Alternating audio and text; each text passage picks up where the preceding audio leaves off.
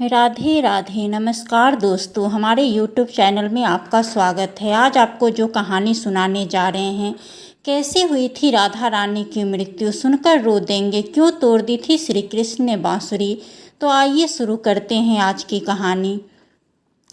कैसे हुई थी राधा रानी की मृत्यु, श्री कृष्ण ने क्यों तोड़ दी थी बांसुरी।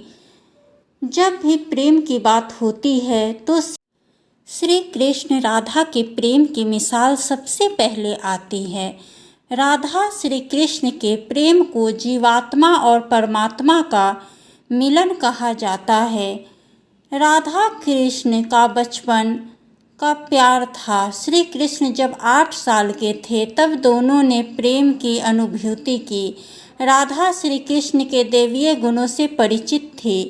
उन्होंने जिंदगी भर अपने मन में प्रेम की स्मृतियों को बनाए रखा। यही उनके रिश्तों की सबसे बड़ी खूबसूरती थी।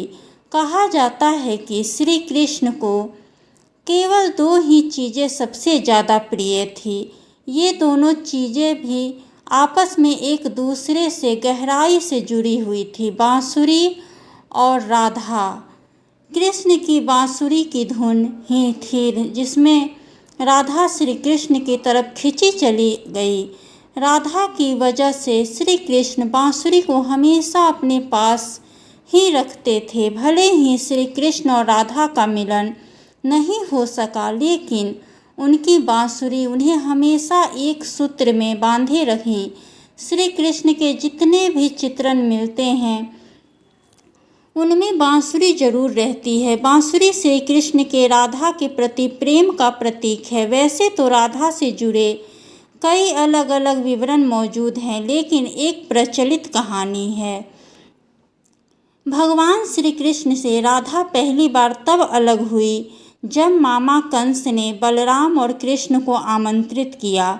वृंदावन के लोग यह खबर सुनकर दुखी हो गए। मथुरा जाने से पहले श्री कृष्ण राधा से मिले थे। राधा कृष्ण के मन में चल रही हर गतिविधि को जानती थी। राधा को अलविदा कह कृष्ण उनसे दूर चले गए। कृष्ण राधा से ये वादा करके गए थे कि वे वापस आएंगे, लेकिन कृष्ण राधा के पास वापस नहीं आए। उनकी शादी भी रुक्मणी से हुई। रुक्मणी ने भी श्री कृष्ण को पाने के लिए बहुत जतन किए थे। श्री कृष्ण से विवाह के लिए वह अपने भाई रुक्मी के खिलाफ चली गई। राधा की तरह ही वह भी श्री कृष्ण से प्यार करती थी। रुक्मणी ने श्री कृष्ण को एक प्रेम पत्र भी भेजा था कि वह आकर उन्हें अपने साथ ले जाए। इसके बाद ही कृष्ण रुक्मणी के पास गए और उनसे शादी कर ली। कृष्ण के वृंदावन छोड़ने के बाद से ही राधा का वर्णन बहुत कम हो गया। राधा और कृष्ण जब आखिरी बार मिले थे तो राधा ने कृष्ण से कहा था कि भले ही वो उनसे दूर जा रहे हैं, लेकिन मन से कृष्ण हमेशा उनके साथ ही रहेंगे। इसके बाद कृष्ण मथुरा गए और कंस और बाकी राक्षसों को मारने का अपना काम पूरा किया। इसके बाद प्रजा की रक्षा के लिए कृष्ण द्वारिका चले गए और द्वारकाधीश के नाम से लोकप्रिय हुए।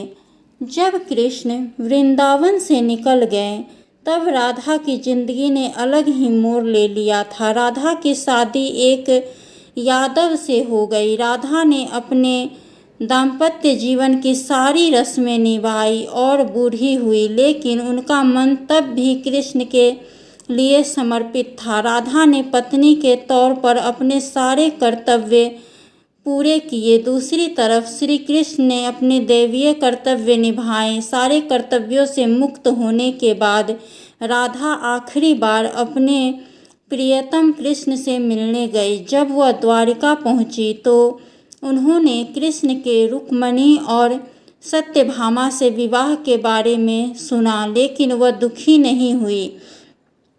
जब कृष्ण ने राधा को देखा तो वो बहुत प्रसन्न हुए। दोनों संकेतों की भाषा में एक दूसरे से काफ़ी देर तक बातें करते रहे। राधा जी को कान्हा की नगरी द्वारिका में कोई नहीं पहचानता था। राधा के अनुरोध पर कृष्ण ने उन्हें महल में एक देविका के रूप में नियुक्त किया। राधा दिन भर महल में रहती थी और महल से जुड़े कार्य देखती थी। मौका मिलते ही वह कृष्ण के दर्शन कर लेती थी। लेकिन महल में राधा ने श्री कृष्ण के साथ पहले की तरह का आध्यात्मिक जुड़ाव महसूस नहीं कर पा रही थी, इसलिए राधा ने महल से दूर जाना तय किया। उन्होंने सोचा कि वह दूर जाकर दोबारा श्री कृष्ण के साथ गहरा आत्मीय संबंध स्थापित कर पाएगी। उन्हें नहीं पता था कि वह कहाँ जा रही है, लेकिन भगवान श्री कृष्ण जानते थे। धीरे धीरे समय बीता और राधा बिल्कुल अकेली और कमज़ोर हो गई। उस वक्त उन्हें भगवान श्री कृष्ण की आवश्यकता पड़ी। आखिरी समय में भगवान श्री कृष्ण उनके सामने आ गए। कृष्ण ने राधा से कहा कि वह उनसे कुछ मांगे, लेकिन राधा ने मना कर दिया। कृष्ण ने दोबारा अनुरोध करने पर राधा ने कहा कि वह आखिरी बार उन्हें बांसुरी बजाते देखना चाहती है। श्री कृष्ण ने बांसुरी ली और बेहद सुरीली धुन में बजाने लगे। श्री कृष्ण ने दिन रात बांसुरी बजाई जब तक राधा आध्यात्मिक रूप से कृष्ण में विलीन नहीं हो गई। बांसुरी की धुन सुनते सुनते राधा ने अपना शरीर का त्याग कर दिया। हालांकि भगवान कृष्ण जानते थे कि उनका प्रेम अमर है, बावजूद वे राधा की मृत्यु को बर्दाश्त नहीं कर सके। कृष्ण ने प्रेम के प्रतीकात्मक अंत के रूप में बांसुरी तोड़कर झाड़ी में फेंक दी। उनके बाद से ही श्री कृष्ण ने जीवन भर बांसुरी या कोई अन्य वादक यंत्र नहीं बजाया। कहा जाता है कि जब द्वापर युग में नारायण ने श्री कृष्ण का जन्म लिया था, तब माँ लक्ष्मी ने राधा रानी के रूप में जन्म लिया था, ताकि मृत्यु लोक में भी वे उनके साथ ही रहें। जय राधे कृष्ण।